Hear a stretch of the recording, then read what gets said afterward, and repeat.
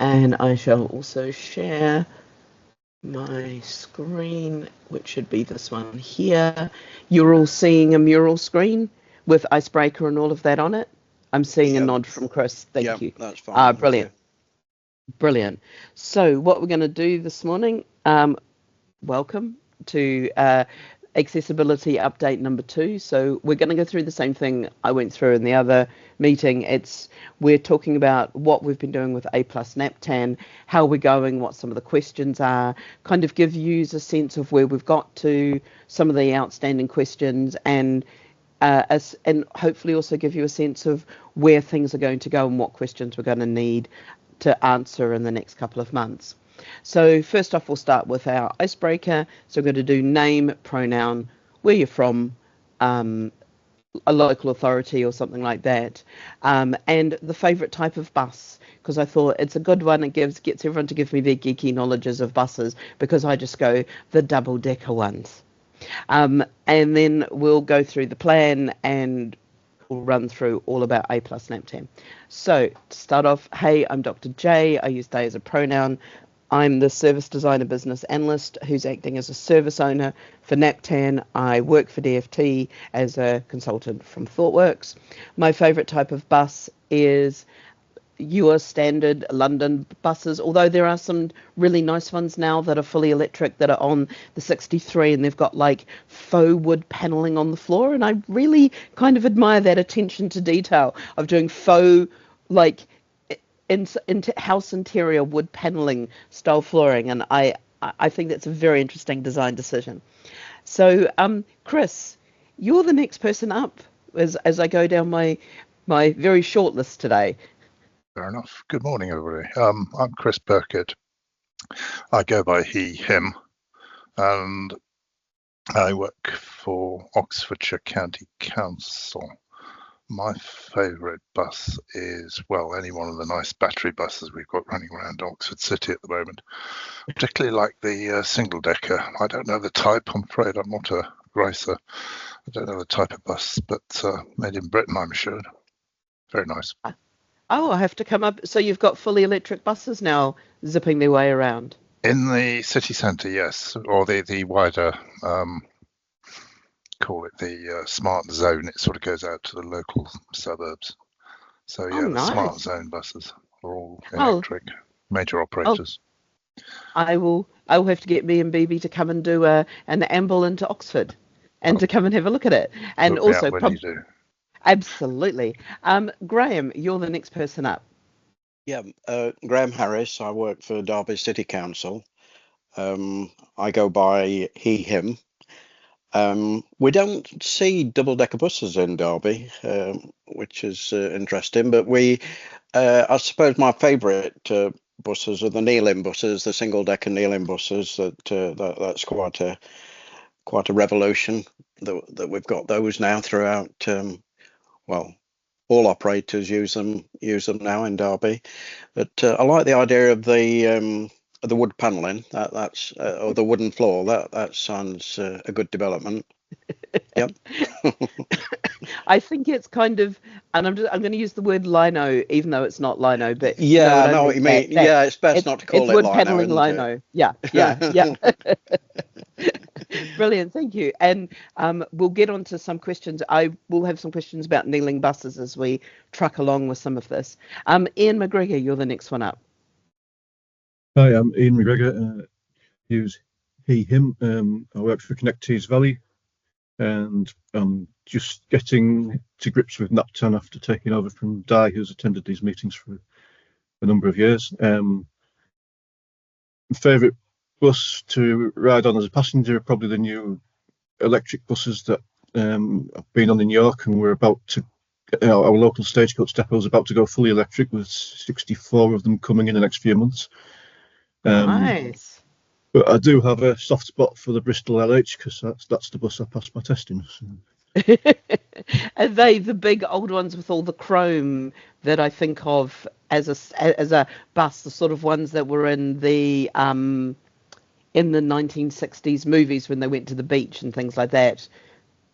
No, these were like tatty 1970s buses. Had crash gearboxes and things, which you don't get nowadays. I think everything's automatic from what I've been watching people and people drive these days. Rebecca, you're the last one up on the list today. Okay, I'm Rebecca from the City of Edinburgh Council. The most is our bus is come from the Lothian bus. Is the most is the service is all the bus is electricity, and other than that is other companies is some still not the electricity, but it's most in the city is Lothian bus is using the electricity and double decker and the single one. Fantastic. And I didn't catch your pronoun there, Rebecca, when you introduced yourself. Oh, I'm Rebecca Jennings from the City of Edinburgh. No. Do you use she? If I'm referring to you, should I use she, he, or they? Pardon? Sorry, because it's the sound is really, really low. Okay. Sorry. When I'm referring to you, should I use she, he, or they when I refer to you? Okay, sure. Thank you. Thank you. No worries. That's fine. It just helps me when I'm referring to people, especially when I'm talking to people later. So the plan for today, we're just going to do the very quick housekeeping, which I've tidied up ever so slightly. Then we're going to go through A+NaPTAN, what we're trying to do, what phase we're in, where we've got to, how we got here, and what we're trying to do next. And there's a couple of questions which I think about the kneeling buses will come up. You can stay in contact with us. We've got a YouTube channel. You can watch these at high speed, recommended. You can sign up for more. You can follow us on Eventbrite. You all do. Our newsletter, we use it for newsletters. I've got to write one in a couple of days. We also use the newsletter mailing list for any outages or notifications. Although we haven't, pardon me, I've eaten my breakfast way too fast. We haven't sent out, had to send out any outages for nearly 12 months. So we're trying to get through an entire year without me having to send out an outage notification. And all the documentation about NaPTAN, we're in the process of putting it all into this one space, which exists up on the NaPTAN site under the tab additional information. You can just get to that. And that is a little error that I'm going to have to go and raise with the team.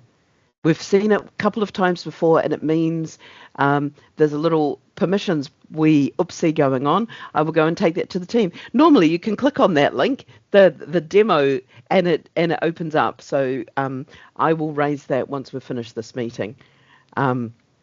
So accessibility in NaPTAN, or A+NaPTAN is what it's called. What is the problem that we're solving?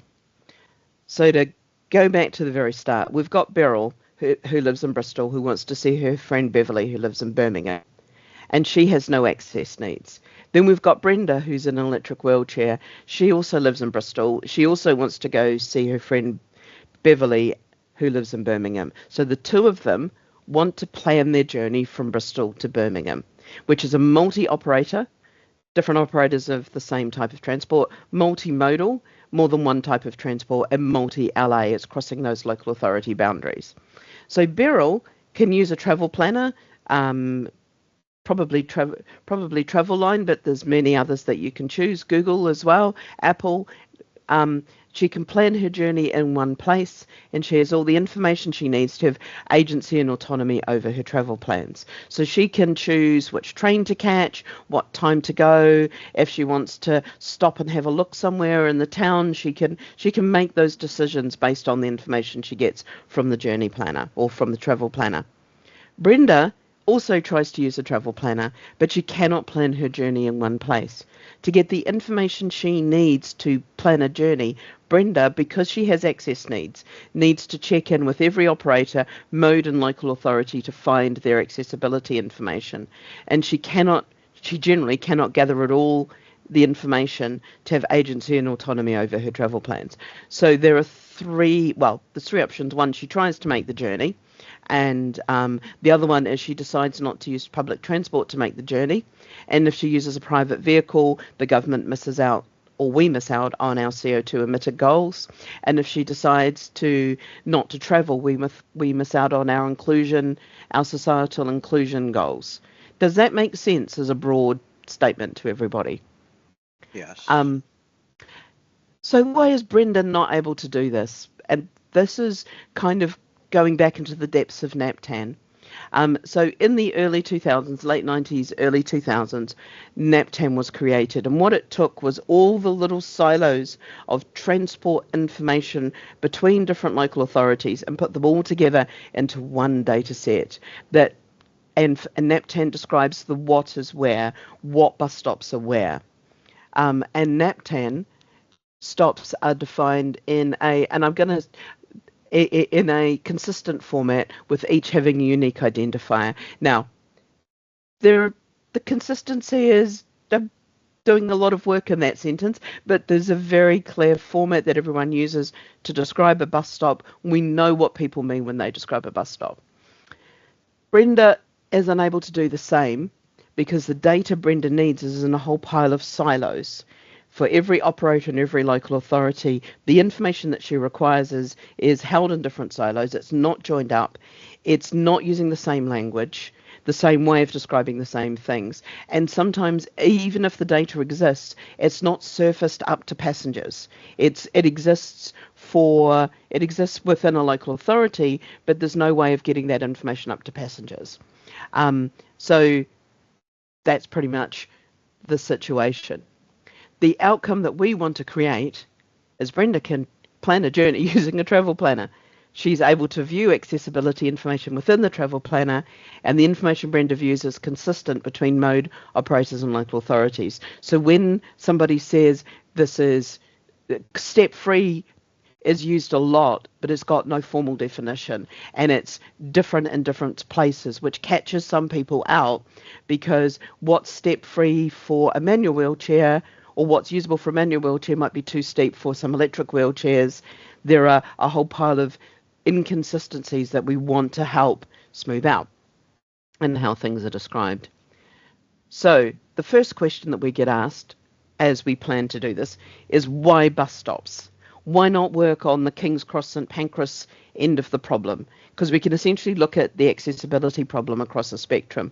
There's the simple things like bus stops at one end, and there's the complicated things like complex railway stations with multiple platforms, multiple transport interactions at the other. And in the middle is your kind of bus station, your bus stations and your train stations and your trams and undergrounds.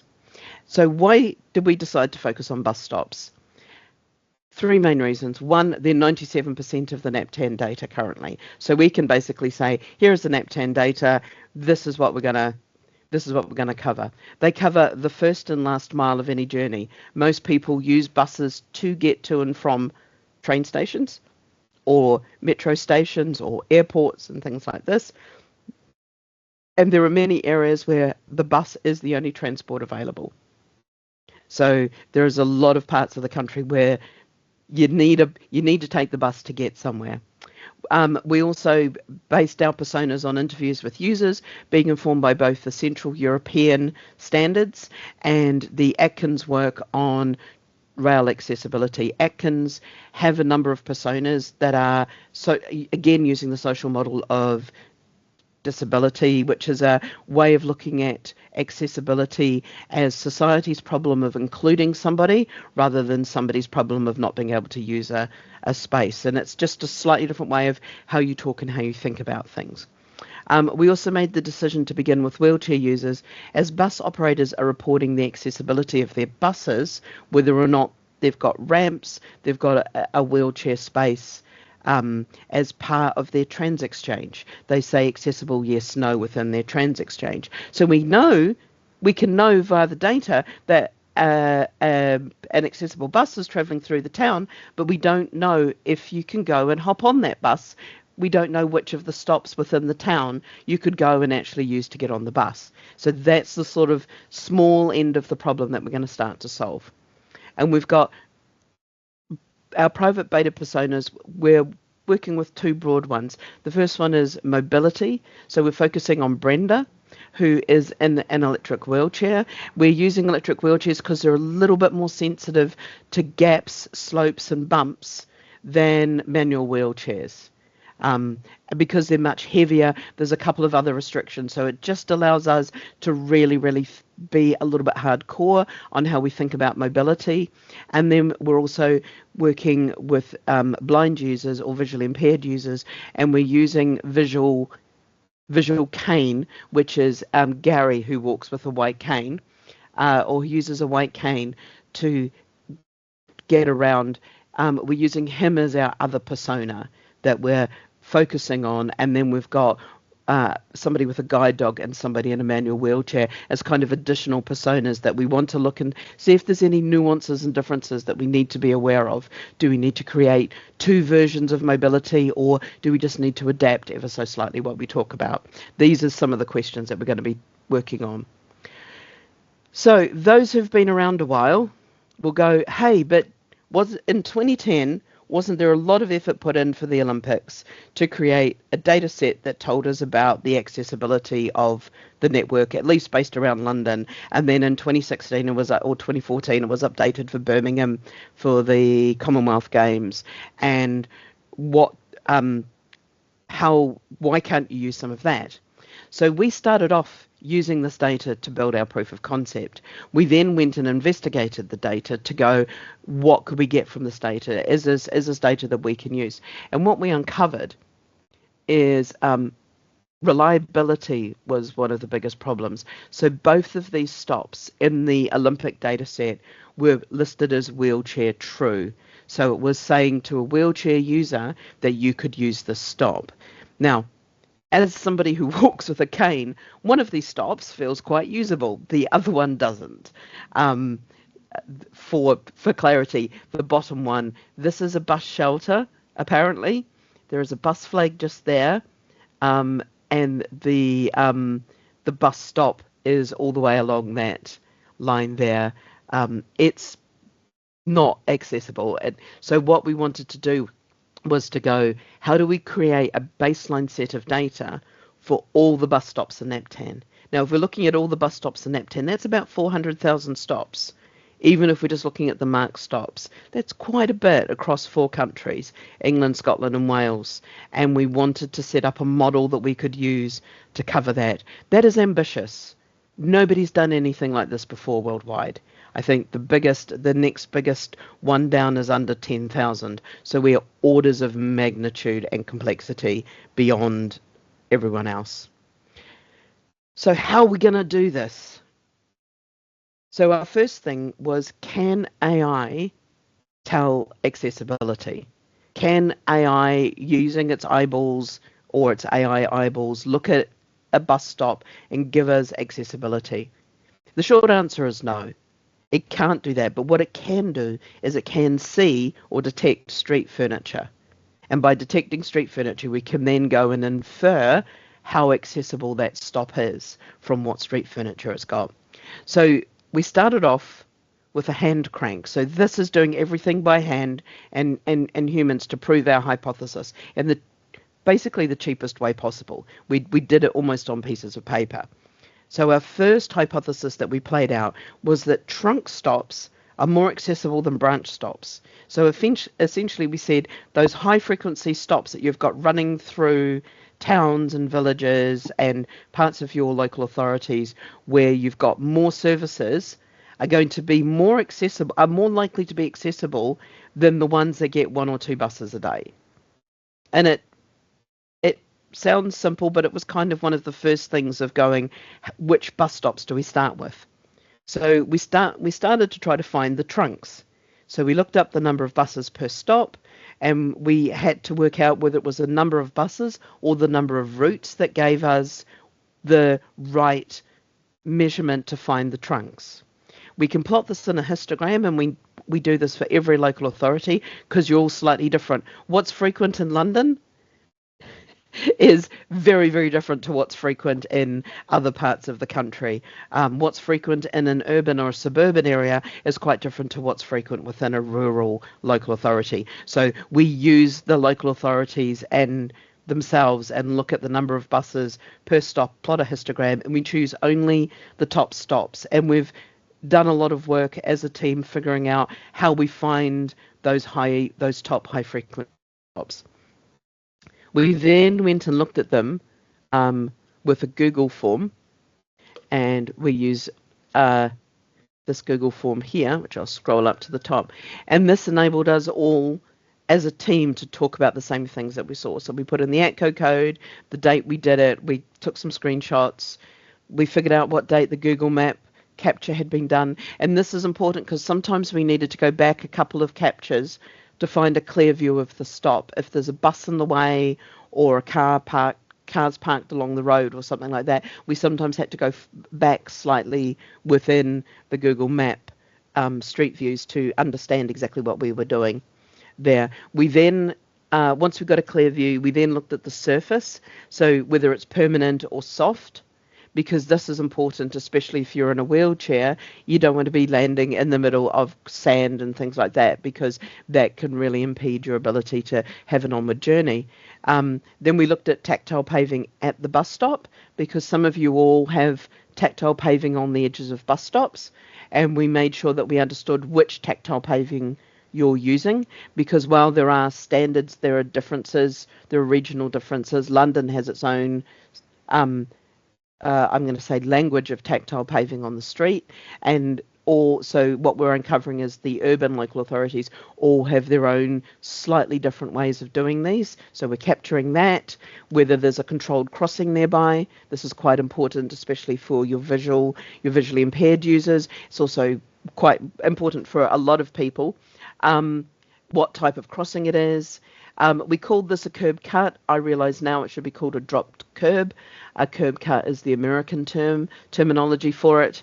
But the team now know it as a curb cut, which is that dip where you can come down from the footpath down onto the road surface to flat to cross without having to step down a curb. Those are often also covered in tactile paving, so we covered that. We also looked at the curb height at the bus stop. So this is important, and this is a really interesting question for Ian with his kneeling buses. So we know that there's high curbs, standard curbs, and where there's low or no curbs. So the curbs really don't show up, or they aren't there. There might be curb blocks, but they're so low they're basically within the road. And as far as we understand, to get, even with a kneeling bus, to get a ramp installed, you need your standard or your high curbs. So that's one of the things that we're looking at to ensure that we don't end up with saying that you can, where there's low or no curb. We know that if you drop a ramp from the bus, even if it's kneeling, it can be too steep for some of the electric wheelchairs. Now we'll come out and we'll do a lot of work with bus operators to completely verify that, but I'm seeing from people's nods that is a standard that we can stick with for now. And then we notice other street furniture like your real-time displays, your timetable, whether or not there's a shelter. The cycle lane is very much where there's that floating cycle lane between the bus stop and where you hop off the bus stop to get onto the footpath and the footway to do the rest of your journey. Sometimes there's cycle lanes that you have to cross, and we want to be aware of those just as a warning to say to somebody, hey, if you're hopping off at this bus stop, be aware that there's a cycle lane. You might want to watch out for bikes zipping along. Footway width, is there enough space to get off the bus in a wheelchair? And this is quite important. Even this image here, there's a couple, this is a decent width footway. There are some that are much narrower. So if you had a bus and you put a ramp down, basically as a wheelchair user, you would end up face planted into a hedge, and you would not be able to get off the bus and get yourself off the ramp. So it's kind of being aware of those. If there's a clearway, which makes things a bit easier. Advertising was also part of just checking that we had found the right stops. So your trunk stops have a lot of traffic on them, which means you have a lot of people traveling along them, and people have eyeballs, and eyeballs, people like advertisers like people and like advertising to people with eyeballs. So we are using advertising as a kind of check that we're definitely looking at the trunk parts of the network, because one of our hypotheses is that you won't be advertising on your very unused branch only one or two a day. You're putting the effort into those very, very heavily populated and trafficked stops. Bus pole or flag, which is standard, and the bus cage, which the team called road markings. Bus cage was a little bit of we just decided to go for road markings because sometimes it was difficult to see in the images what road markings there were. So we're looking for the words bus stop for the most part. So we manually did that. So we built up a data set. We built up a data set with pictures. From that data set, we can then infer the accessibility. So using that information about street furniture, we can then say whether or not the stop should be accessible for a type of user. So for example, using a very, very high level, if we say hard surface and a medium to high curb, we know that somebody who's in a wheelchair can probably use that stop. So we are starting to build out our data to say true, we've assessed the street furniture, here we've got a hard surface and a curb. False, the street furniture's been assessed, but it's not usable, hard surface with no curb. And null is we've got no information, no accessibility information about the stop. Does that, and then we give that data set off to the data consumers, who are the journey planners, to take into their systems to look at how they would use that to display up to publish up to passengers, and to see if the information they give to passengers makes sense. And this is a lot of where we're at the moment, is trying to figure out, are we making the right inferences? What information do we need to give to people to publish to passengers, so we can sort that out? Does this all make sense to everybody? I know some of you have been through this before. I'm seeing a nod from Ian, who's the only person on camera. Graham. It does.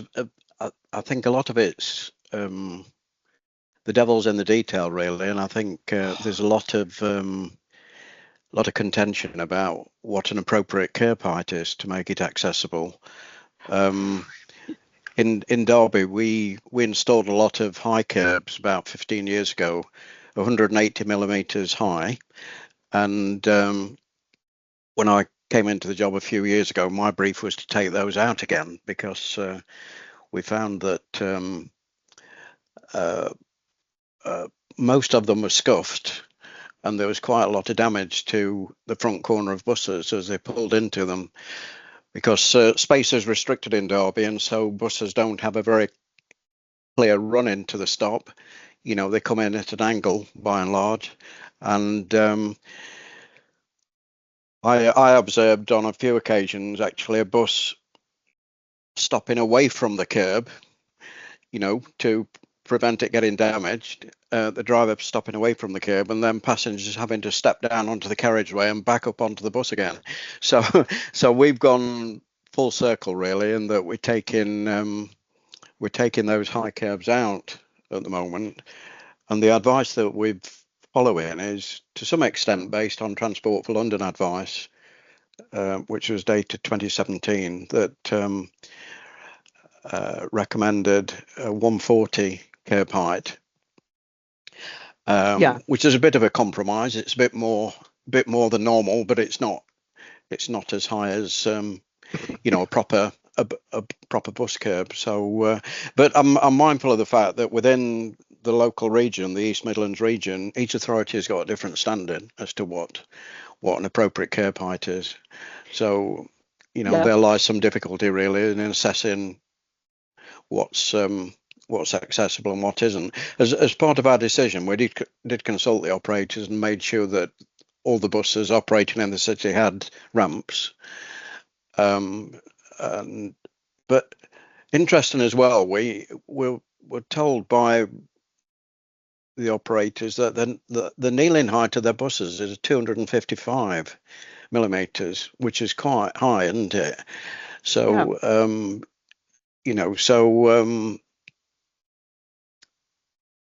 I think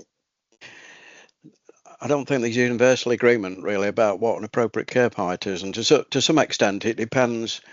I think if you've got a bus that can pull into a lay-by, or pull in or be guided into the stop from some distance away, then a high curb can be negotiated. But if you've got to pull around some parked cars to get into the stop or whatever, then they start to be a problem, and that's when drivers will park away from the curb to avoid damaging the bus.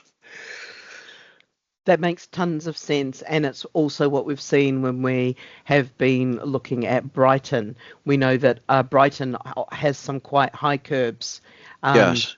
that are actually so high that some buses can't deploy their ramps on those areas because the ramp is coming out too low out the side of the bus. Being so, you all know that I'm in central London. I've been watching a lot how close the kneeling bus is to the standard curbs here, because there's not a lot of the London now seems to use, and I don't know whether it's 120 or 140. I haven't taken my ruler, my measuring tape on my trips out, but it's a standard. It looks like a standard curb. It's no different to the rest of the street, and a lot of the London buses can now kneel to almost level with that. It's a very very small step, and when they drop their ramps, the ramps are not very steep at all, which is a change from 5-10 years ago when the ramps used to drop and actually be incredibly steep to get in and out. So this is something that we know is also evolving with the new types of buses, and I think this is something BB and I want to do, is go and talk to a lot of bus operators and local authorities and just make sure. What we do know, the one data point we do know, is that if there's no curb, it is almost impossible to drop a usable ramp, no matter how much you can kneel.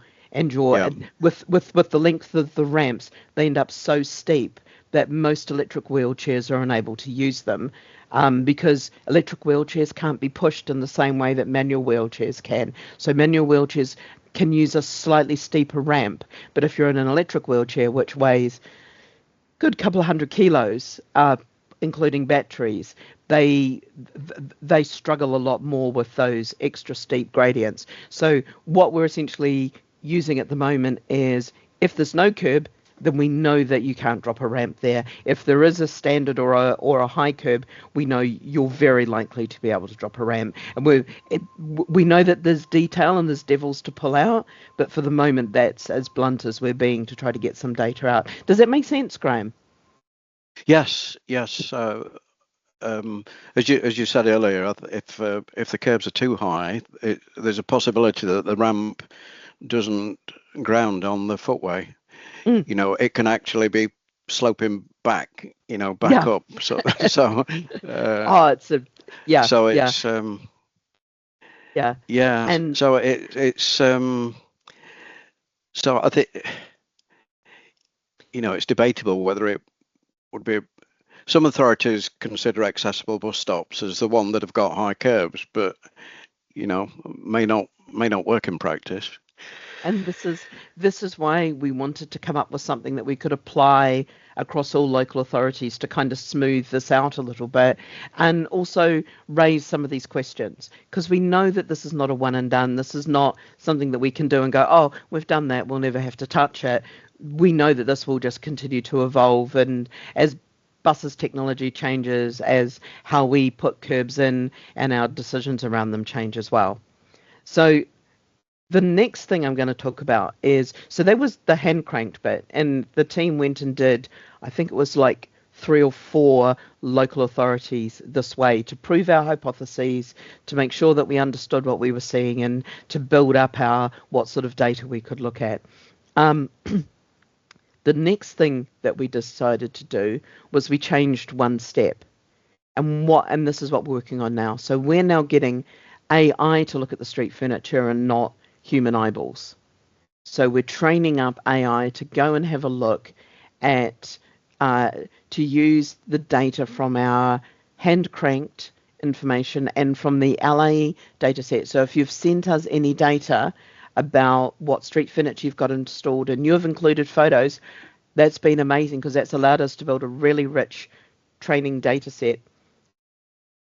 That means our AI can go and report the street furniture for those trunk stops. So we're limiting what kind of stops it looks at. It's not looking at you random piece of road, maybe with a pole on it. It's looking at your more urban and suburban and slightly more built up stops. But it's looking for those, and it's looking for street furniture. Now we've got a little bit of a dependency that the stop is located correctly in Google Maps. That it's in the right place, that the lat long's been translated. We know doing this by hand, occasionally you need to go a little bit up or a little bit down the road to find the stop because the stop's just a little bit off, and that can be anything from the way your system's translated your eastings, northings into latitude, longitude, or that Google for your local authority is slightly off as well. We know these things are not absolutely perfect, and we're playing a second hypothesis, which seems to be playing out, that the bus stop locations are better, and when I say better, slightly more matching Google on the trunks and in urban areas, which we totally know. So, for example, London bus stops, you can almost find them just dropping on Street View. For most urbanish or town areas, it's pretty good. For your countryside areas, and especially as you get a little bit further north in the country, as the eastings, northings to lat long kind of translation changes ever so slightly, you get a tiny bit further out and you have to do a little bit more correction to find things. It's Rebecca, it's not so much Edinburgh, it's much more up in the Highlands, and as you get a bit further north in Scotland, the squares of east, it's about one is flat and one is slightly rounded in its mapping and in its projections, and they just overlay slightly differently. But we get that same information, about the street furniture, and we put it through the same inference, and we come out with the same information that we share up to the passengers, to our data consumers, to publish to the passengers. So all we're doing is just changing that one step in this flow. So how do we know if it's really there? We have 100,000. If we're just looking at the trunks, we're looking at about 100,000 stops. If we're looking at all stops, we're looking at 400,000. Now, that 100,000 is what is best known as the best guesstimate we can come up with based on how many trunk stops are within local authorities, how many local authorities there are of the different types that we've surveyed, and we just went about 100,000 sounds about right. It's going to be a little bit more or a little bit less, but it's not too far out. So we have our first run of taking AI eyeballs to have a look at reading the street furniture. And for a first run through, for a first set of training, it did really well. Now, a lot of systems that you use to look at these are trained on urban spaces like London. Now, London's very easy because all London bus stops are to the same standard. If they've got a bus shelter, apart from Camden and Croydon have slightly different. Camden has a slightly different architecture, and Croydon don't have any bus shelters at the moment. But all of the rest of London are very, very much the same. There are long side and a short side bus shelter. They've got a flat roof, and they're usually with the seat facing the street. There's very few that are in the inverted with the back to the street, or the back to the street is how I've described it. So we were like, okay, how do our systems do in recognizing bus shelters of different types and in other orientations and slightly crazy things? So, for example, this is a London-style bus shelter. I know this is hard to see. I need to find a slightly different version of this with slightly paler markings. And here is a sofa with a person sat on it, waiting at the bus stop. Random Google image. The AI eyeballs was able to confidently identify the bus shelter and wasn't thrown off by the presence of the sofa sitting beside it, which was brilliant. It was also able to confidently recognize a similar bus shelter in the inverted way round with the back to the street. It also identified bus shelters with the little hats, the little sloped roofs, which are much further north where it snows or rains heavily. That's not London, because London can do flat tops, but some of you all, especially up in the Highlands, I've been told, need to do little roofs, sloped roofs on your bus shelters to stop snow piling up on top of them. So it could recognise that. It could also recognise a bus shelter with four sides covered with an entranceway, which is slightly different to your standard 2 or 3 side cover with one side wide open. And then it could also recognise, and this blew us away, even though it's not very certain about it, but it still recognised it, which is your parish-made bus shelters, which is where your parish council has decided to put in a bus shelter that fits with the rest of the village in its styling. And I believe the only thing that they have to include is hedgehog tunnels. Now, that's quite good, but we need to work at scale. So we need to validate what the AI sees. So how do we verify that bus stops? How do we verify what the AI says it's seen? How do we go off and validate that? Do we just take its percentage happiness? I'm 90% sure that I've seen something, or how do we check it? So what we are looking at doing, and I haven't written this up because it's still in proof of concept, and I'm going to use my hands to try to explain it. So we've got AI eyeballs that work one way, which is the version I've shown here, which labels what it sees. Then we've got a second type of AI eyeball called a visual language model, which basically says, if I see a curb, I'm more likely to see this and I'm more likely to see this. It's kind of like your chat GPT, but it's based on what it sees.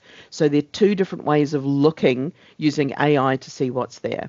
So what we're going to do is we're going to train up this model, and then we're going to train up this other model, and then we're going to go, do the two models agree at what they see? And if they do, bonza, absolutely amazing. Humans do not need to look at this.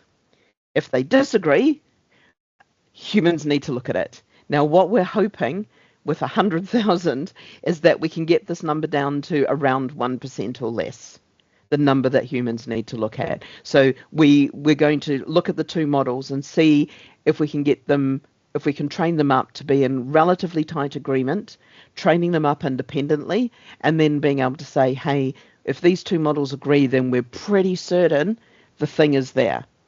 Because having two models hallucinate or lie, having two models lie and say they've seen something when it isn't there is very unlikely.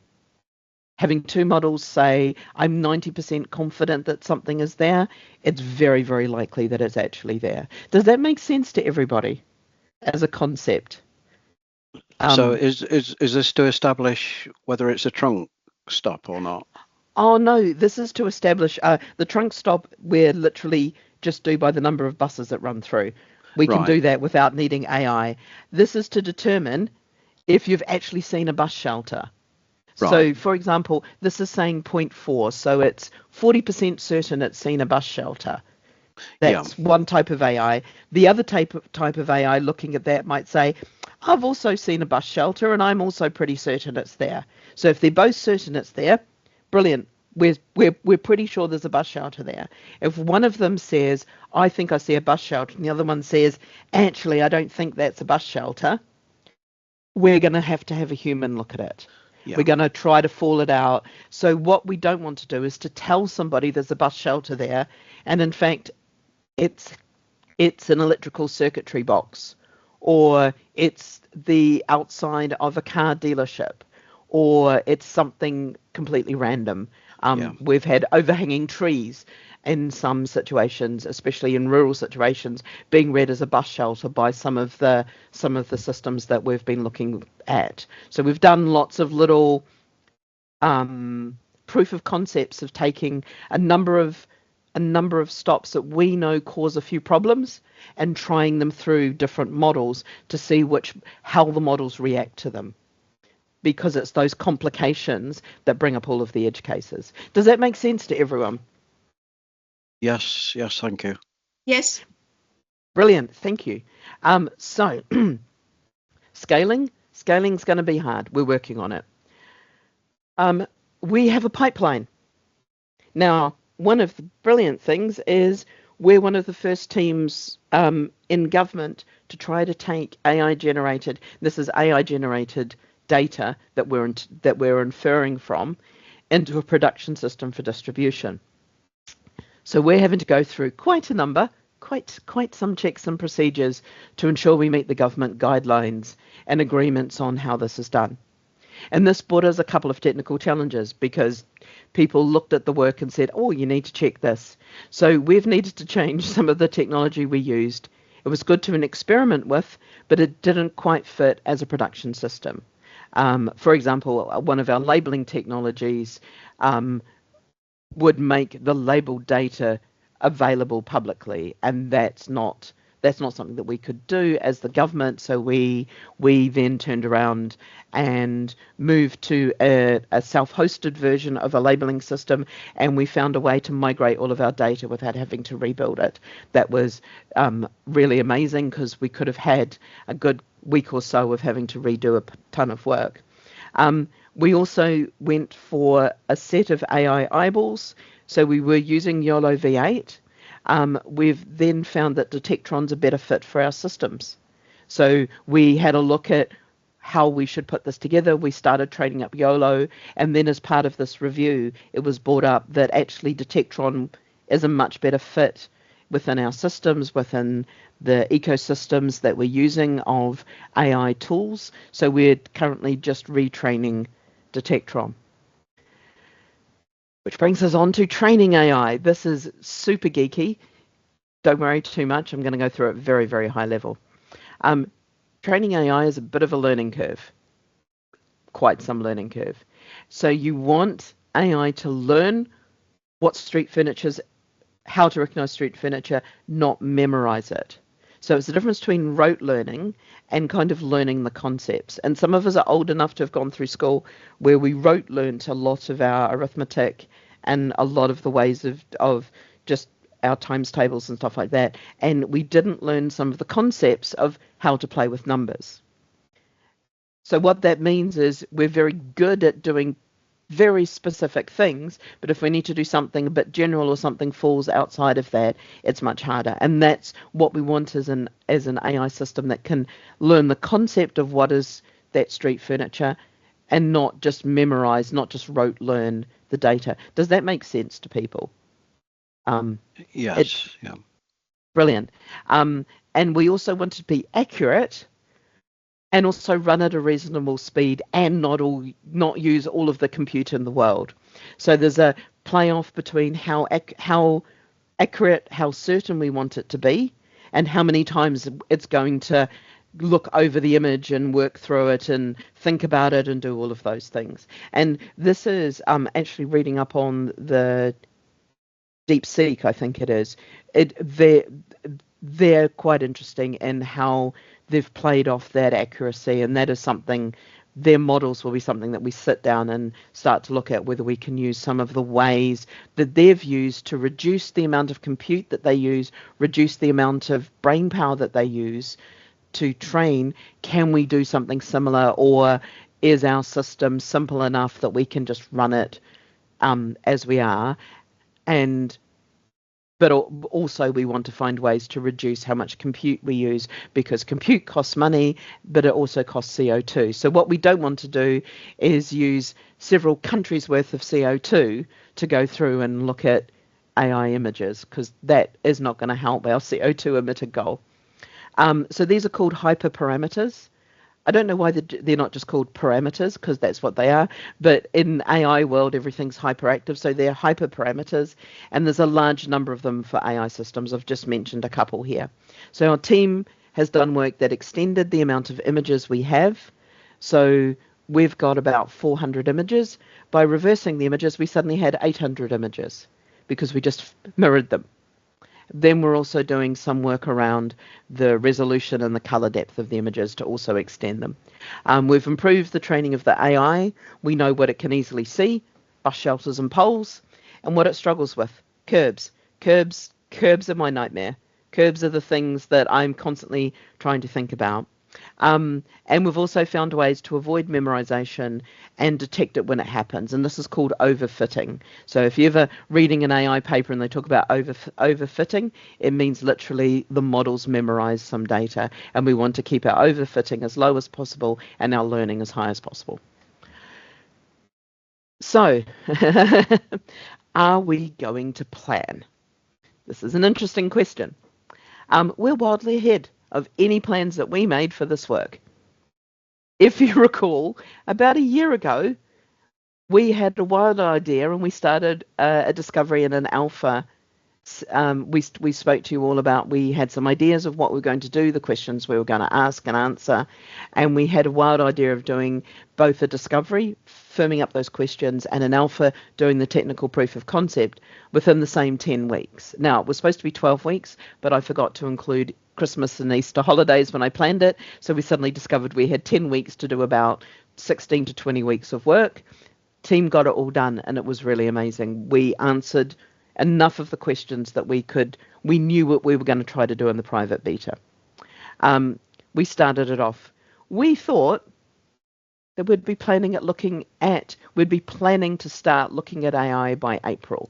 This is what we sat down and we thought, yeah, by about this time, that's quite ambitious to get the pipelines built, to get this inference model working, to get all of this done. This is where we're going to be. In April, we'll start looking at this AI stuff. So we kind of planned some of the political side work for that. We're so far ahead of that plan that it's wild. Literally, we've given up. I've given up providing any planning. And what we now do for planning is we do now, next, later, because we just can't predict when some of these things will get over the gate. So for private beta, we've created a data pipeline. It's as an API in various formats. We can give it to people. It ingests, holds, infers, and publishes data. We've got our CMS, which I showed, and I'll go and get the team to ensure that it's working as soon as possible, so we can publish the provenance, governance, and inference for all the accessibility data. So if you want to know how we did something, you can go and read about it, and it's going to be explained by me. So it's going to be explained in a very, very simple way. Beryl and Brenda and Beverly will feature, much to everyone's amusement. We have a proven hypothesis that trunk stops are more likely to be accessible than branch stops within the same local transport. We've actually spent the time and really spent time proving that hypothesis. So we know that if we're looking at high frequency stops, they're more likely to be accessible. So we're going to focus on them first to get them into A+NaPTAN, because it's no use focusing on all the branch stops, because most of those don't have the infrastructure. So there's a lot of stops that are just a pole and a flag outside of a post office or a part of town, and that's all that's there. So we don't have bus shelters, we don't have other street furniture to go through. We've also bought in, so this was the bit that I missed, rolling back ever so slightly. The reason for creating NOD is a holder for getting 148 local authorities street furniture audit data. But we can't go out and tell you to audit your street furniture. That's one of the constraints that we've got. We also can't, we also just need to take whatever data you can give us as a street furniture audit. We don't want to set a standard or force an audit. So what we've been able to do is we've got, I think it's 6, could be slightly more, local authorities who came to us during the alpha stage and were able to give us their street furniture data. So we've brought in 2 of those into our system. So we've got Northamptonshire, and I think it's Coventry. I could be wrong. We've got both of those within our data set, as information from the local transport authority. Now, this trumps nod data. So nod data we're generating as a placeholder. The moment we get information from a local authority that says, at this bus stop, I installed this type of street furniture, I installed this pole, this flag, this real-time information, I put in a curb that was exactly 120 centimetres high when I put it in. 120 millimetres high, 120 centimetres would be a little bit too high for a curb, 120 millimetres high, I put in this curb.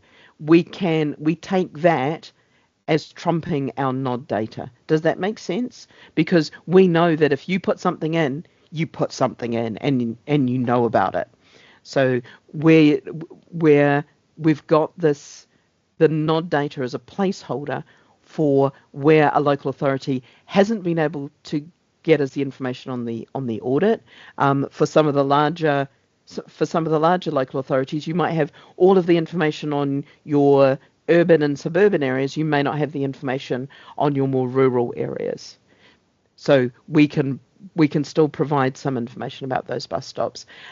One of the other things that we've been working on and improving the pipeline is if you want to give us partial information. So Chris, for example, if you got some BSIP information and you updated 12 bus stops and you put new shelters and RTIs and other stuff in there, you can then just tell us about those additional 12 stops, the additional infrastructure at those 12 stops. You don't have to give us all of the information again and again and again. Once we've got the information, we've got it. We know one of the other hypotheses that's been partially proven is that once you put infrastructure into a bus stop, it don't tend to change. It gets better, but it doesn't really decrease. The major decreases are from things like a car ran through the bus stop, the bus shelter, and it's taken us 6 months to replace it. But there's not something like you don't suddenly lose infrastructure in a big way. You don't suddenly, something doesn't go from having a hard surface to having no surface. Things tend to go more in one direction. You don't suddenly end up with a whole grassed area where you used to have footpath and paving. So those are the kind of things that we're like, these things are pretty stable and standard and they don't tend to change. Does that make sense? I'm seeing Chris kind of nodding along with the notions. All I would say is I think you have to make pretty sure that you know when that data was put in, because things do change your bus stops. Not a lot, but they do change your bus stops. Poles get knocked over, extra services come along, so the timetable cases are all rearranged. And yes, of course, cars do go through shelters, not infrequently. Yes, and this is why we want to make it so that if, for example, you know that a pole's been knocked down and it's going to take you a while to get to it, because you can just tell us this bus stop has no pole, and we can take that out of the data set. We want this to be very, very lightweight for local authorities to give us the physical stop infrastructure information, that street furniture information. Will be do I know how this is going to work exactly? At the moment, it's just a ton of CSV and Excel files that people just fire through to an email address. That's not a sustainable future. I want to look at how we do that properly in the future. But at the moment, we know that we could pick up a file that says this stops or these stops no longer have this, and we can just adapt the data set very, very quickly from that. That's one of the things that we've done. So currently, we're creating the new Olympic data set for all ATCO codes. That's kind of the really, really big piece of work that we're doing with an AI solution. And then while we're doing that, we're working with our data consumers, who are your journey planners, on here is some data. It's first run. Tell us if you can put this into your system and show it to some passengers and get that passenger's feedback. And then come back to us, or we'll be involved in those conversations, and then come back to us and tell us what's right, what's wrong, what needs to be tweaked, what needs to be changed. We know that we're not going to get it right the first time. we've been here before. For those who are here for the NaPTAN change of back end, we went through, I think it was nearly 9 months of showing you some data, and everyone went, it's kind of close but not quite, and we just had to just keep working through getting it right, and making sure that we cover everything.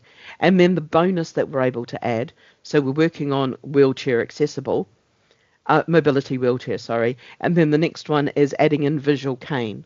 So one of the world beating things of what we're doing, and I love being able to say I'm world beating, is that providing 2 layers of accessibility within the one data set is a huge new piece, because most places have focused on step free and then said if it's step free it's also fine for anyone who's a visual cane user, and we're like, actually there's some nuances there. Things like bus shelters are much more important to your visual cane users because they use the noise, shadows and the echoes to help find the bus shelter, which means they can then find the bus pole a little bit easier when the bus pulls up. So there's little variations there that make things easier.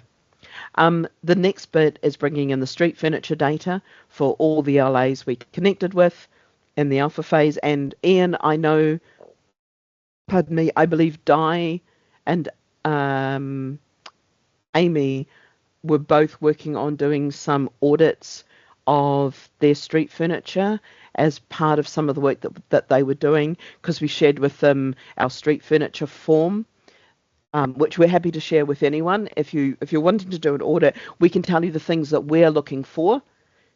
That's not to say those are the only things to include. It's to say these are the things that we're definitely using within this data set. So I know that there might be something coming through from various areas over the next 6 months to a year. Would that be right, Ian? I know we've got some underway at the moment. I think 3 of the 5 authorities have been completed it so far. So yeah, probably in the next 3 months or so we'll have the others. Which will be amazing. So we'll be able to look at how we bring that data in. We're currently just focusing on NOD because we want to get as much coverage across the country as we can, and then bring in the local authorities who've been able to do the street furniture audits. What we don't want is to end up, and we know there's places like Midlothian and a couple of other local authorities that aren't as active on NaPTAN,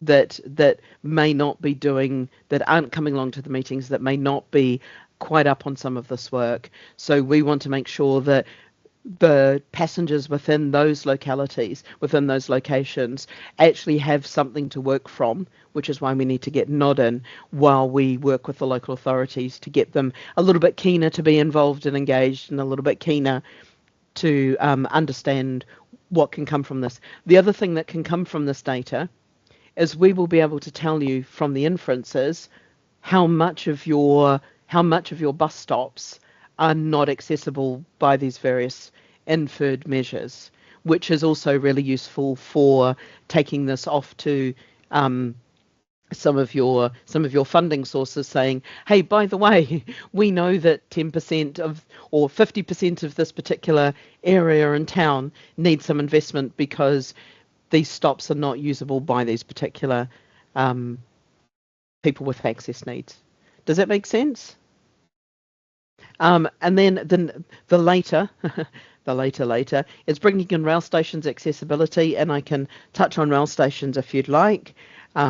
Bringing in metro, trams, etc., bringing in ferry terminals, and bringing in airports. I've put airports last because we know that the government's done a lot of work on airports, and what we want to do is just link up so that you know that if you're going to, I love Gatwick because Gatwick has a really great accessibility team at both terminals, and I can kind of get there almost step free from my house, because I know I've learnt some of the little tricks of where to go and the trains to catch. So it is very much helping somebody make those decisions of how to get to the airport, because we know that most of the airports have put in a lot of work on their accessibility, and we want to connect it up to the rest of the public transport for the other parts of their journeys.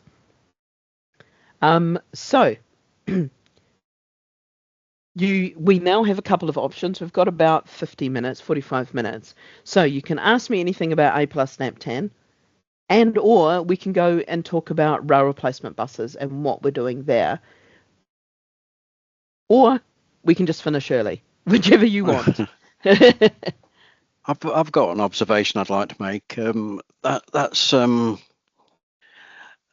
you thinking that the presence of a shelter indicates a level of accessibility? Is that why you're looking to identify shelters? Because sorry, the reason I ask is that we've got some old shelters that are actually a hindrance, to accessibility, which are rear entry, front exit shelters. So you've got to negotiate 2 90-degree turns to get onto the bus, and we've got a couple that we're looking to replace actually. That I think one measure of accessibility is the space around the shelter. If you can't get through it, can you get round it? That kind of consideration. That's a really, really good point. So let me just put up a sticky note, and I'm just going to note down to come and talk to you. It's I'm going to say Derby, but yeah, it is. Yes. Yeah. Oh, good. I remember Derby. Graham. DER. Oh. Hey, I at least knew it was in the UK. Let's just go with that. Graham, bus shelter layouts. So what we've found, and this is very broad early strokes, and we know that the devil is in the detail and in the edge cases. So wheelchair users like bus shelters because they get rained on, and because it's harder to stay dry when you're in a wheelchair because your legs are exposed and your legs get wet more than when you stand up. So that's one of the things that we've been told, and we're like, okay, so a bus shelter is something that wheelchair users like. We also know from our talking with our blind users that both guide dogs and cane users like bus shelters. Guide dog users like bus shelters because their dogs use the bus shelter to recognise it's a bus stop. In a lot of cases, blind cane users like bus shelters because they can hear where they are. Now, there's another group that we're looking at, which is cognitive impairments. So people with cognitive needs. So this includes people with Alzheimer's and dementia, people with learning difficulties, people with autism, etc.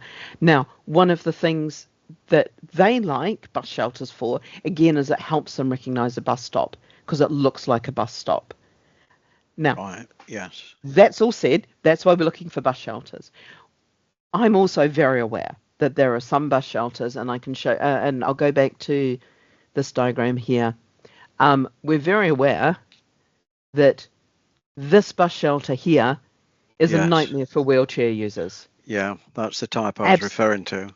Yeah. Absolute mess. Now, we are currently just looking for the presence of a bus shelter. What we can then look at in later phases is going, is this bus shelter easy or hard for wheelchair users? And I'll just I'll use this one here, which is that London style one that's got your flat top, a long side and a short side. They're not the most weatherproof, but you can stand out of the rain in them, and they're very accessible for getting wheelchairs in and out of. You can duck in there with a wheelchair quite easily, and you can get out of it because you've got two sides that are easy to move in and out of. So those are kind of like the shelters that are most easy for wheelchair users. This is a shelter that's least easy for wheelchair users, and we will start to look at how we nuance some of this. And one of the things that we investigated when we're investigating is this notion of kind of star or A, double A, and triple A. So when you use a website, you can look for different levels of accessibility. So when you use a website, an accessible website will talk about being AA accessible, which means it meets a certain standard. And then there's a AAA, which means it's AA plus these extra things. So what we are considering, and this is very long term, very much just a thought that we've got to do a lot of testing on, is how would we describe a stop as an A? It's got the basics. A AA, it's got more than the basics. And a AAA, this is your mint chocolate chips stop that you want to use because of all the stops in the town, this is the one that's got everything you could ever want as an access person or person with access needs. So that's kind of where some of our thinking is going. And Graham, what you're talking about might influence that. So we might say there's a bus shelter, but the type of bus shelter means that this will never be a AA stop. Yes. Because while the shelter's there and you can hear it and you can see it and you can use it, it's not actually brilliant. And it's not going to give 2 wheelchair users the ability to use it. There's only 1 wheelchair user who could fit in there. Yeah. So one of the things that we consider from an accessibility point of view is not to put seating on the whole length of the shelter. So we do half and half. So we do half length seating, and then that gives space for a wheelchair or a pushchair to go on the other half of the shelter. Yeah, perfect. And the presence of seating is one of the ones. There's another user who will be mobility cane user, or I might call them mobility stick user, to avoid the confusion with your visual cane user. If you use a stick to get around, you want seats everywhere. You want to know where there are places to sit. So knowing that this bus shelter has seating is really important, because there's a number of bus shelters, even in London, that don't have seating. Even though they're built to particular standards, sometimes they don't have seating. So it's kind of like, okay, for example, this shelter here doesn't have any seating, and there's no seating, there's nowhere to sit anywhere nearby.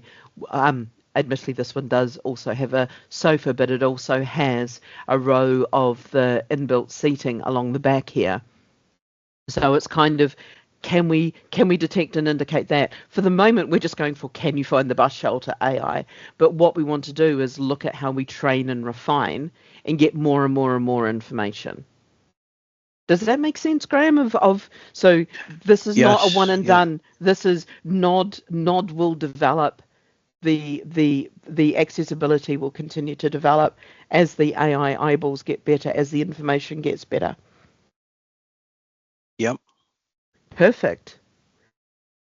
Just kind of following up on that. I mean, I think the usability of some of the raised curbs is a bit iffy as well in places. I think one of your pictures, actually, it was interesting. The AI hadn't picked up there's a raised curb in the photo, but it's not usable because the shelter's been plonked right on top of it. I think we've got quite a few stops. No, it's the 2 up from there. I think that looks like it's this one here. Looks like a raised curb, but yes, you wouldn't get a wheelchair user on and off a bus there because the shelter's blocking it completely. Yeah, and it's understanding those ones as well. So yes, curbs are very hard for the AI to detect. They're one of the harder things that we're training on. One of the that's the other thing that we're getting. So we're working with Ordnance Survey to get other data as well. So from Ordnance Survey, we're able to get pathway width and pathway surface for the country. So we're looking at how we get just the right bits that we need, because we don't need miles and miles and miles of some parts of the country where there's no bus stops. We just need the bits around bus stops of understanding what is around a bus stop. Is it a hard surface? Is it a footpath? How wide is a footpath? Because the thing that we don't want is, and it was on the street furniture form. On our form with our footway width, there is a number of London spaces where the footway is quite narrow and goes into a hedge. So there's also nowhere, even though there's quite a good bus shelter there, there's nowhere for a wheelchair user to be, to get around the bus, to get around the street furniture, but also to get off the bus. Because if you drop a ramp, it's a couple of meters, and the couple of meters takes up all the footpath. And then you can't like leap off the side of a ramp. You've got to go down the bottom and turn 90 degrees. So there's lots of little places like that we want to be able to pick up. And using AI was just not, it doesn't do good on measurements for whatever reason. So we're trying to use this Ordnance Survey and look at how we bring that data in. The other thing that Ordnance Survey is giving us this year is street lighting. So we're going to be able to tell how much street lighting there is around a bus stop. This is important for your blind users, your visually impaired users, but also for your anyone who's concerned about safety, as to how much lighting there is around a bus shelter or around a bus stop. And we're also, there is a data set that should be making its way through Ordnance Survey around crossings and bus lanes, and cycle lanes. So we're going to use some of that information as well to bring into the data set and go, what can we get from this Ordnance Survey that enables us to tell more about this bus stop? That's better than our AI eyeballs. That also means that, Ian, we don't have to ask your people to go out and tell us exactly how wide the footpath is, because we've got that information already from Ordnance Survey. Ordnance Survey also should give us, and I've got a couple of test places that I'm going to go look at, but should give us the surface as well, as to whether it's onto dirt, asphalt, permanent footpathing, or grass. Because one of the things is the grass verge, then footpath, which you sometimes see where the bus, we want to make sure that we're not putting somebody off a bus onto grass rather than onto a footpath, if that makes sense. We're just trying to bring all that in.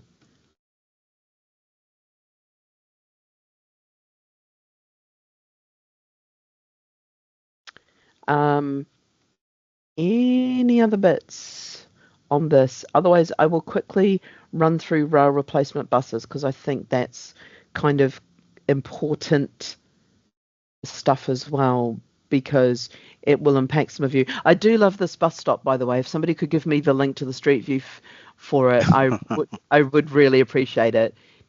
I put it up as an example of an inaccessible bus stop. It's wonderfully inaccessible. I'm like, it is so cute. I'll send you the details of it. I can't post anything at the moment. I want to post it. It seems to have broken the link.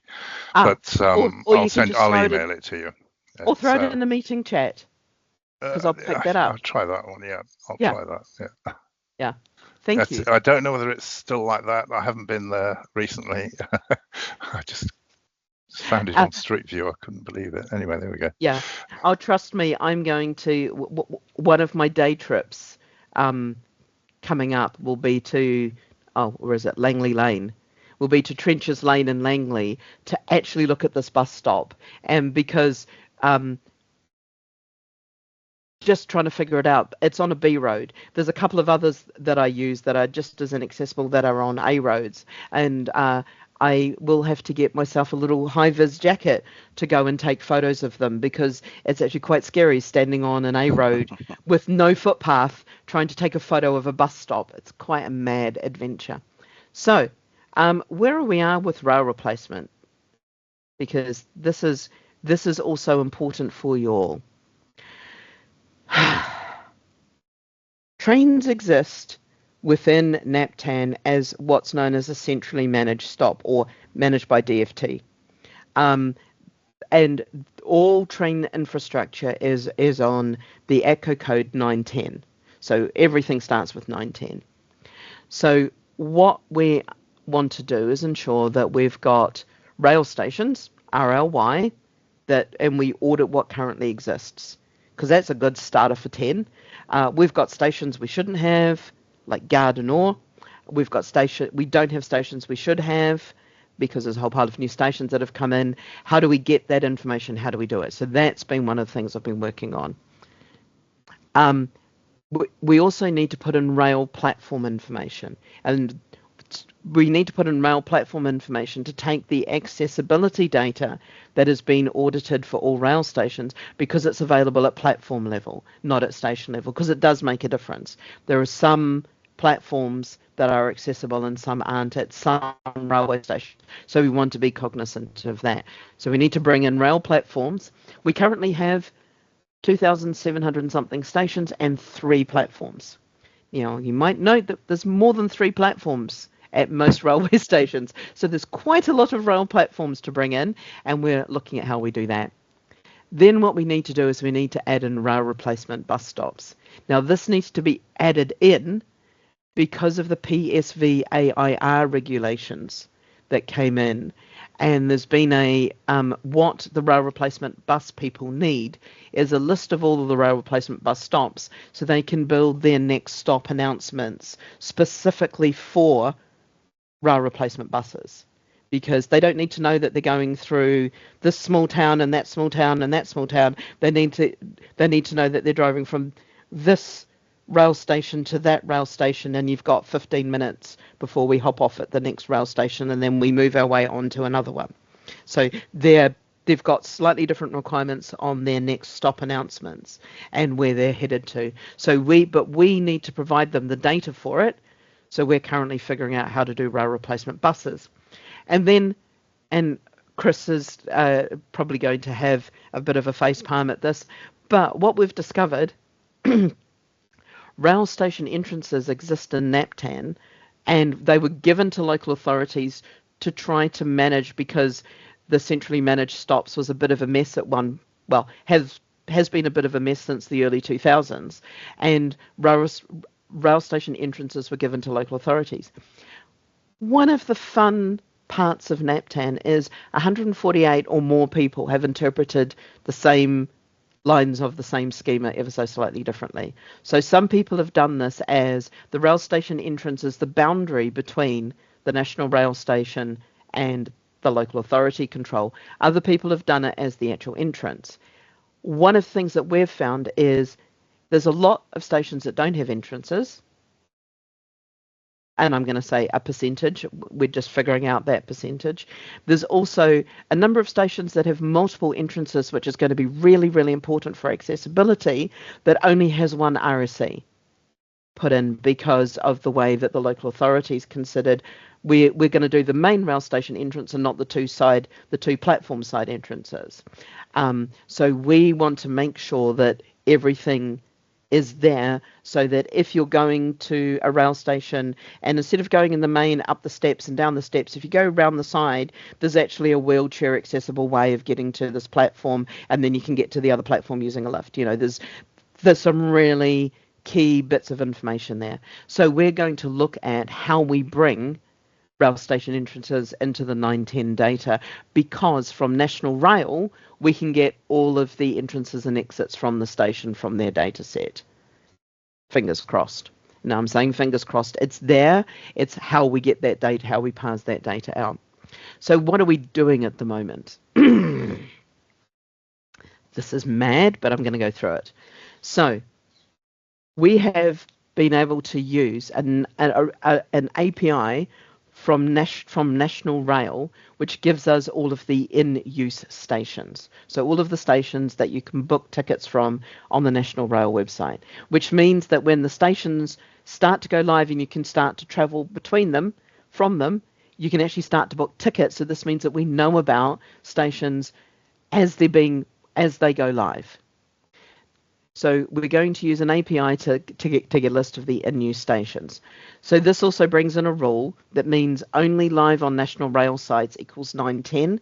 anything else equals 940. So this sorts out for the people who've been waiting for a very long time for the Luton shuttle to come on. There was a huge discussion as to whether it was 910 or 940, because it didn't meet either of the, it didn't meet one rule, and there was no clear boundary between them. It was just, this is rail, this is not rail. If you call it a rail, it's here, and it didn't make sense. So what we've done is this brings in a rule that says if it's live on the National Rail website, it's 910. If it's anything else, it's a 940. It's run by the local authorities.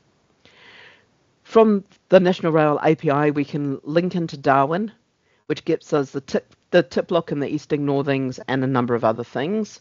And then we can build an in-use rail table within our system. Now, I'm going to say, and then some magic happens, because that's called what the Cody types do on the team. They do some magic, and from this table, they'll be able to produce the NaPTAN XML for the rail stations, and we'll be able to automatically upload that to NaPTAN. So as a station comes online, we'll be able to know about it, we'll be able to put it in and just add it to the system without me ever being involved. We're putting a little bit of faith in things. We might have a little human intervention to check something, but for the most part, stations are going to come in.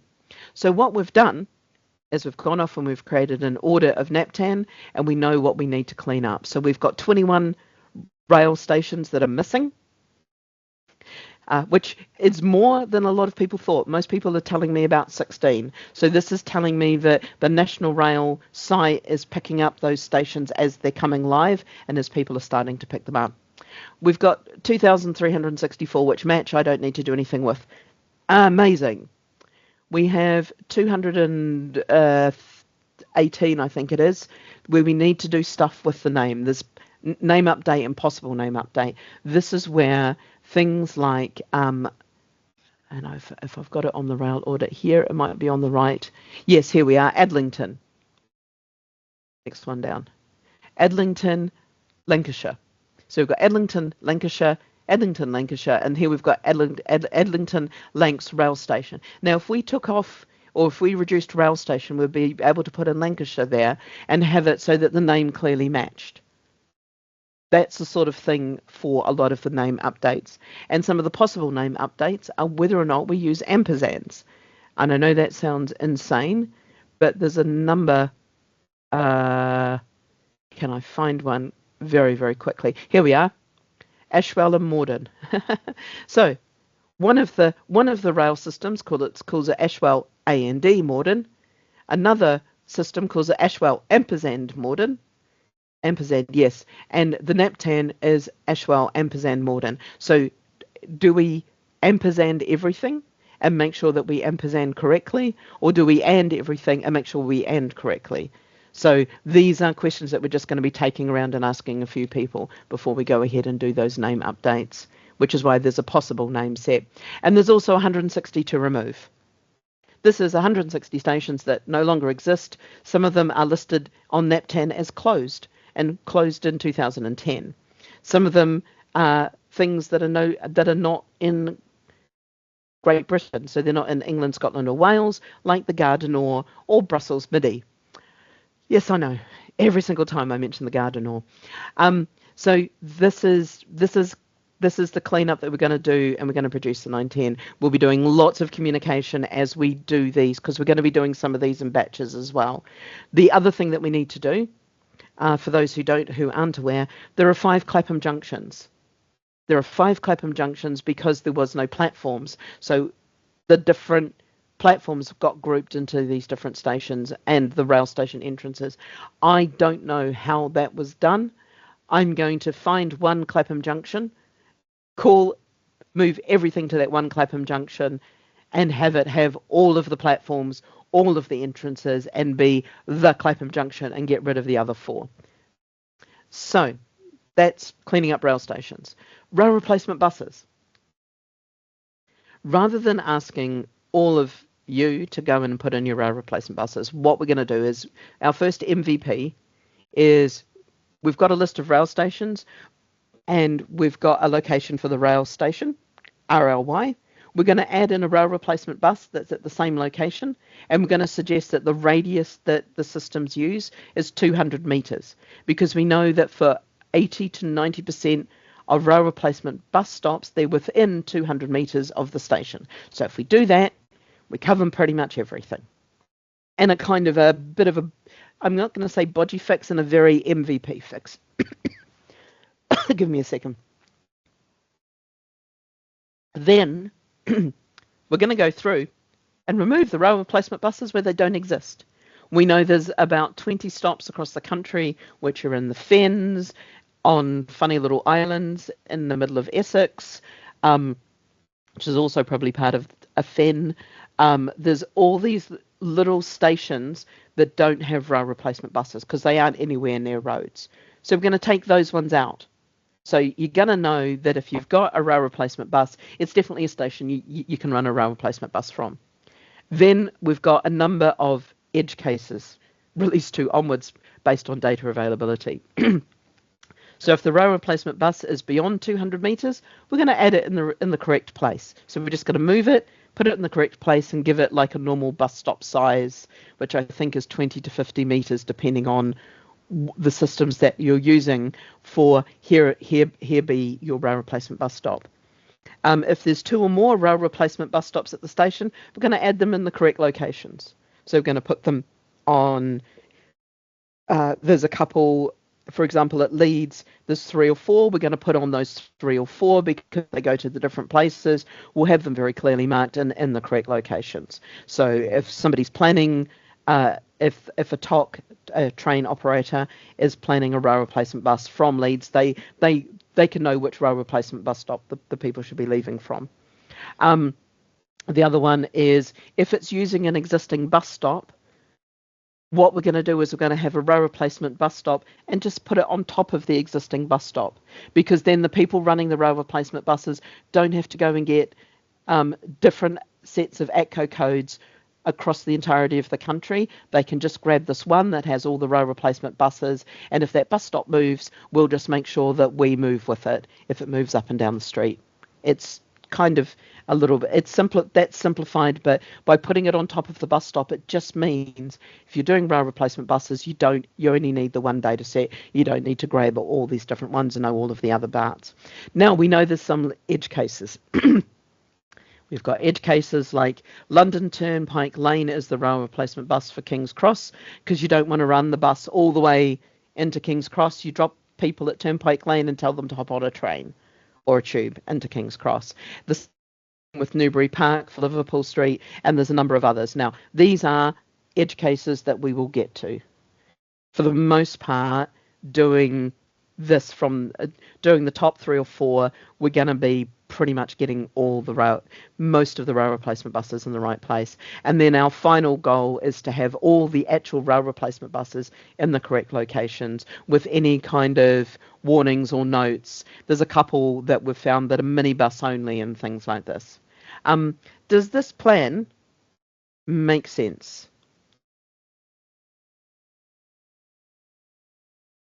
Is there any red flags? Yeah. Seems okay. Yeah. Brilliant. I agree. It seems okay. Yes.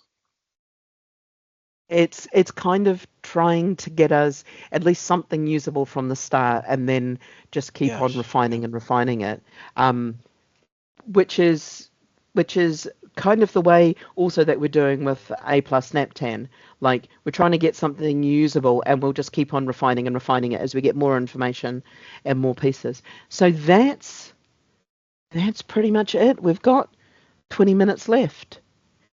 Is there anything you want to talk about NaPTAN wise or transport wise? It's been quite thought-provoking, thank you. It's I think I better go away and improve our NaPTAN data.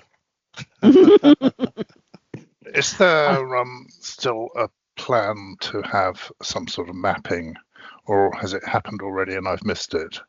So it'd be really useful to be able to see bus stops and all the details on a map. That is still in the long plan. I'm trying to look at, so I've got some proof of concept reporting that we're starting to look at. The first of which is because in doing this, I'll just run back here. So in doing this of finding our trunk stops and plotting the histogram of how many buses per stop, we're also able to get a data set, which is how many stops have no buses. So one of the things that we're wondering is if that's useful for people as a reporting tool to say, or as a report to say, here are the stops within your local authority that nobody is running buses through. And this we think is going to be quite a useful one. Chris is giving me a bit of a nod and like, yeah, that could be kind of handy. We can already do that in actual fact. Some systems can do it, some systems can't, Yeah, Chris. that's And what I thought. that's the joy, because you're on Diva with Andy Hole, Yeah. aren't you? That's right. Because Diva also manages the Trans Exchange files, you're able to do that matching.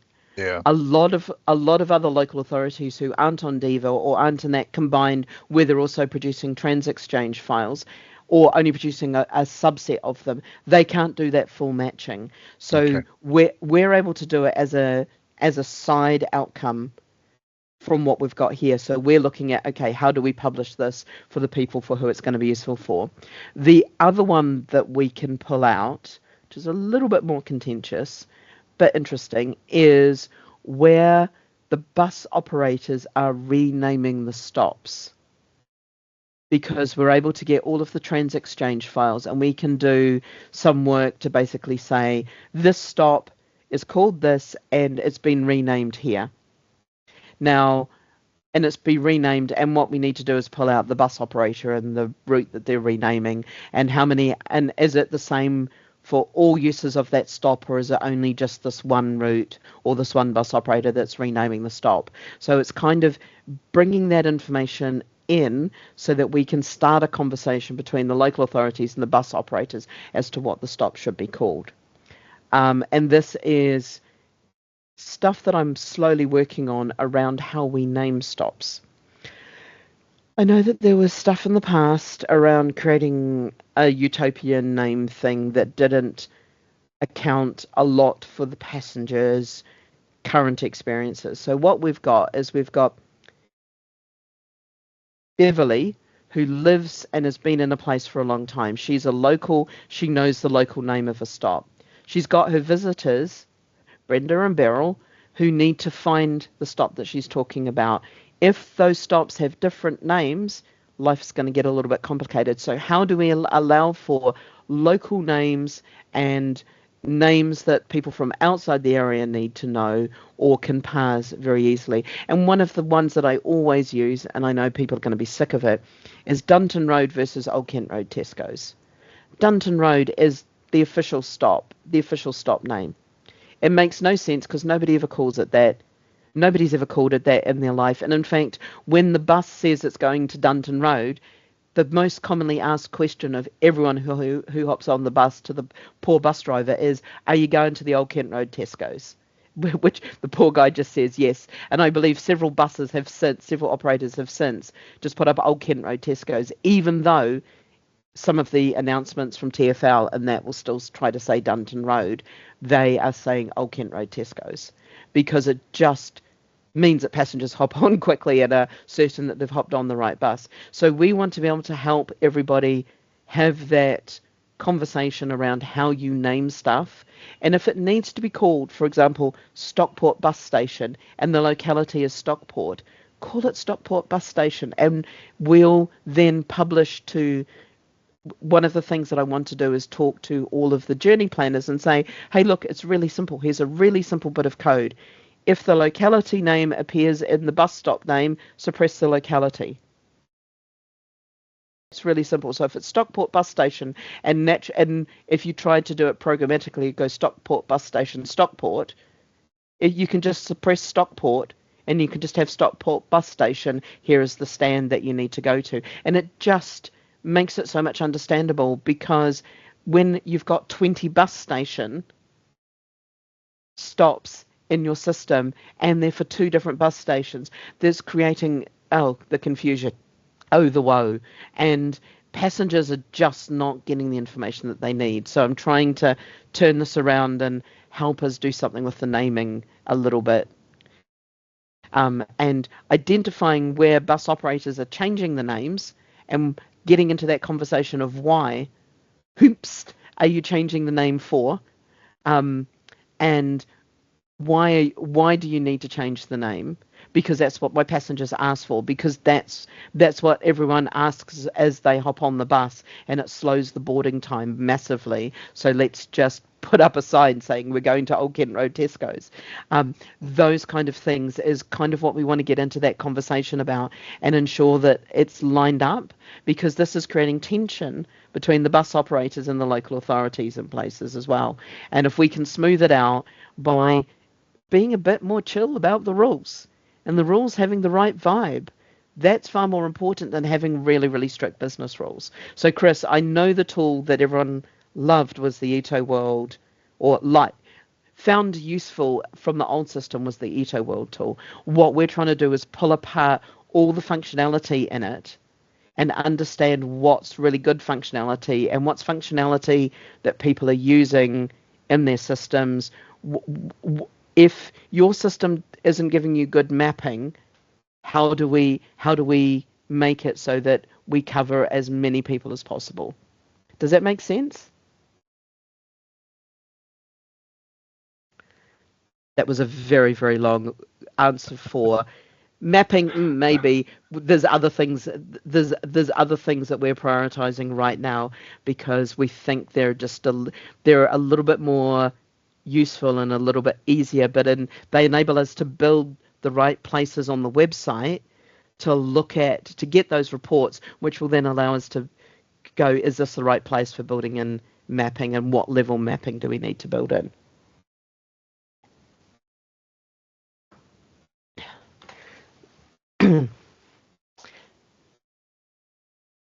Is there anything else?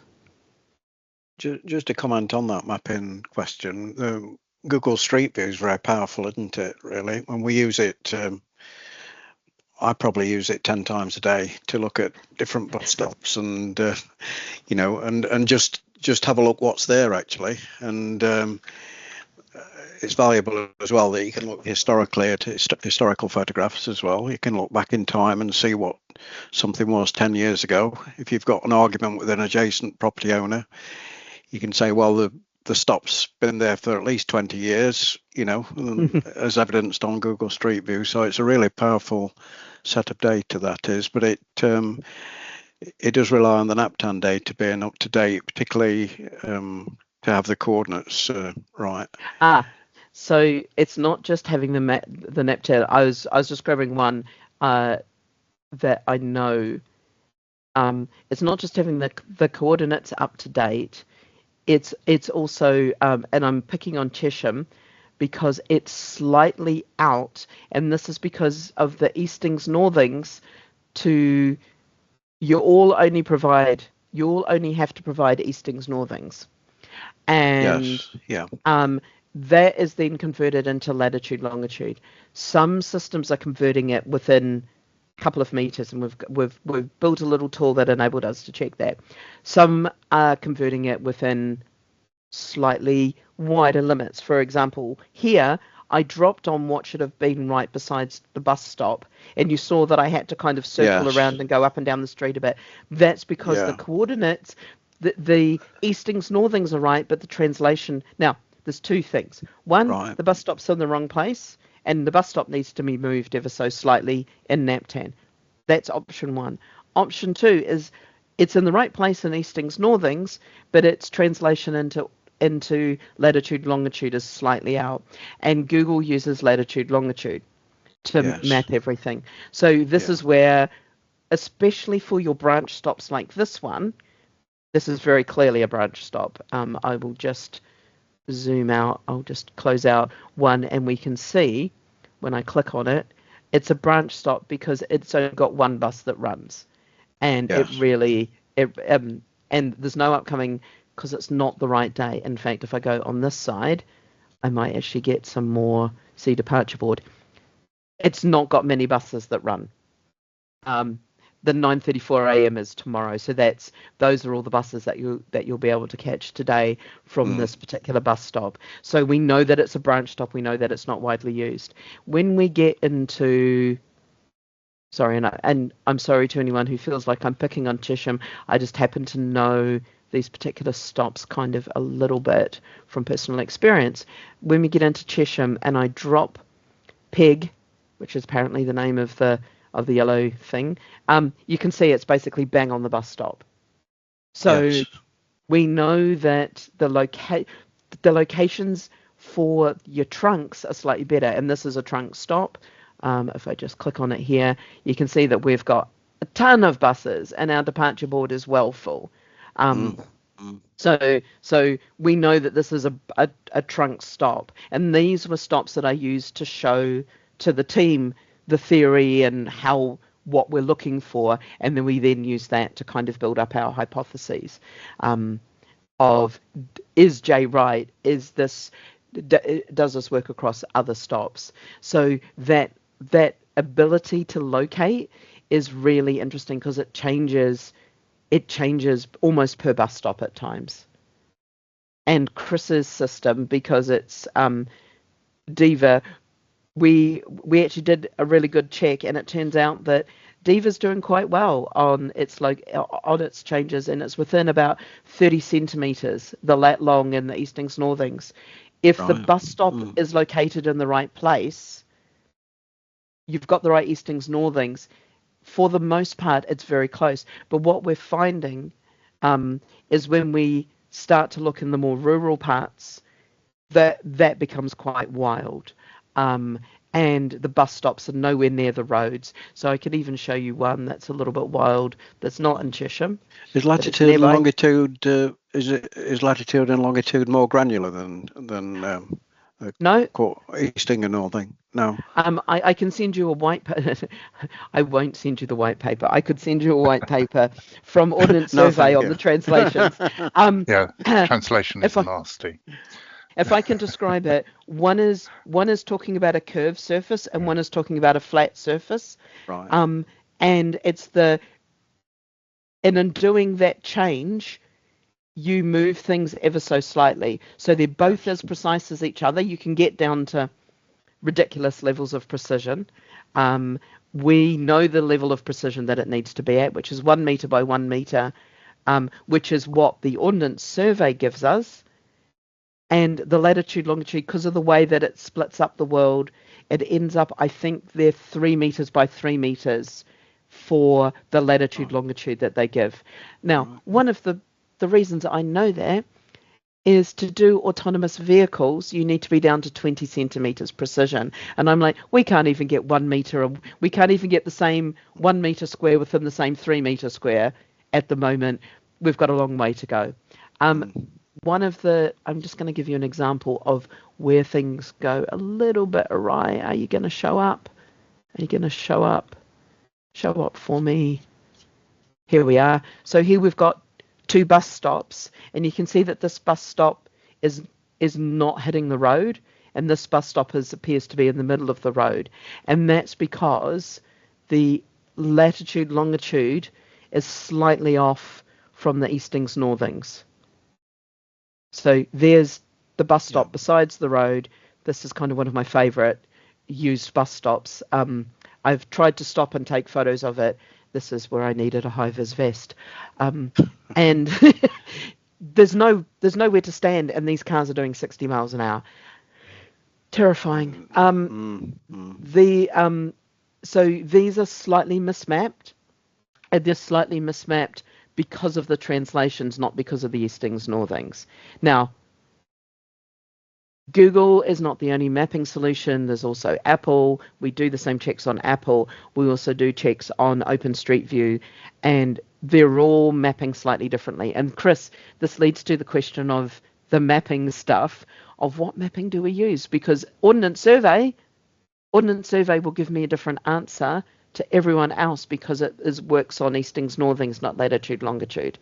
So this is one of the things where we want to find a way to show you, and this could be one of the things that you need to see, is here is the eastings, northing, here is Apple, Google, OpenStreetView, and you can see how they're mapping slightly differently. Now, that's quite a complicated set of data to pull in and to play with. It is, and to maintain. Yeah. As a local authority, we're quite heavily tied in with the Ordnance Survey for historical reasons, and most of our data, in fact, all the county's data should really be expressed in that. But in the conversion, there's also the fact that Ordnance Survey have its own latitude and longitude system, which is based on the flat maps, whereas the one that Google and all the satellites use, and incidentally, I believe all the ticket machines and bus trackers use, is the WGS84 format for latitude and longitude. And it's, as you say, Dr. J, it's a horrendous difference between curvature and height. And it changes as you go further north as well, because I had to learn all of that. I read the paper. I don't do maths well enough to understand the paper. Let me just see if the site's up. I used their equations to put it into an Access database several years ago, and it seemed to work pretty well in actual fact. So they've got all sorts of constants and curvature foibles and to convert the data. But I have a colleague who keeps a computer under his bed, I think, but for the last 20 years has actually mapped all the bus stops around the country. Oh, wow. And he updates it every day. I mean, he's probably downloaded from the NaPTAN system overnight every single day, so that changes are marked on that. And just about everybody in Oxfordshire, or bus operators and on the council, seem to use it. It's quite a good system, and it can link straight through. If you could put us in contact. I'll put you in contact, because it's a system that we've all used, and it seems quite robust. And you can switch on his mapping from Ordnance Survey to the Google Maps to OpenStreetMap, and it all seems to tally. So he's obviously got quite a lot right. I'll send you his details, and that would be amazing. I can't send you the link because it's his system, and until he agrees to let it go public, it's not fair. But I'll send you the details, Dr. Joe. Oh, absolutely. Drop me the details, and you can just I'll stop sharing, and you can drop it. You can email it to me. I'll email. What was I going to say? So the same tool is what we use to tell the difference between one of the team built a little standalone tool that a couple of us use. I don't use very often, which gives us the Ordnance Survey, eastings, northings. It then does the Ordnance Survey conversion. It then looks at the conversion that's been done by the local authority if you've entered the latitude, longitude, and calculates the distance difference. And using the distance difference between the Ordnance Survey calculated and the entered latitude, longitude, that's how we know when your calculations are slightly out. So some local authorities have been using a couple of free source websites that do the calculations, but the free source website is not using the Ordnance Survey version of the calculation and is coming up with a slightly different answer, and it's not precise enough, but they're putting in this imprecise, slightly miscalculated. And it doesn't seem like a lot, but when your bus ticketing systems are needing to be within like 10 to 20 meters to hit the BODS timetables and everything like that, and the next stop announcements, those little bits out make a difference all the time. And that's the sort of thing that we're trying to help people control for and work down. But we're currently working on name, because name is a nice big easy one, but also there's only about I think it's about 80,000 stops that we think are renamed. So it's a chunky group, but it's a relatively small chunky group of my 400,000.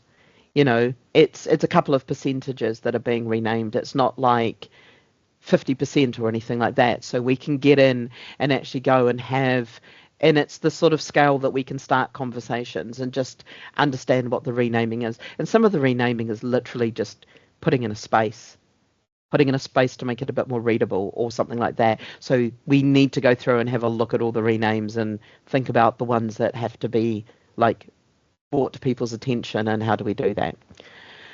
So that's where we are. It's 12. It's midday. It's lunchtime. We've been going for 2 hours. I totally appreciate that we've been going for 2 hours. This has been amazing as always. I appreciate your thoughts, your enthusiasm for NaPTAN, your inputs. We are the geekiest of geeky. We do focus on some very, very niche parts of NaPTAN and the public transport. But I really appreciate your time. So thank you. Thank you very much. Yeah. Thank you. Thank you. Yeah. Thank you, everyone. And It's very interesting. And I'll see you next month. I'm not sure what it's going to be about. I'm just figuring out. I'll announce it in a couple of days' time what next month's meeting's on. But I've put all the dates in Eventbrite, so you can actually go and book to meetings. You just may not know what they're about till a couple of weeks beforehand, because we're just figuring out the best stuff to talk about at each time. There'll be a lot more updates on rail this year, and a lot more updates on data quality, as well as A+NaPTAN. So those are kind of our side bays are rail and data quality, and our main piece is A+NaPTAN. That's great. Thank you. Excellent. Cheers. Thank Right. you. Cheers. Thanks, Bye. everybody. Cheers. Bye. Bye-bye. Bye.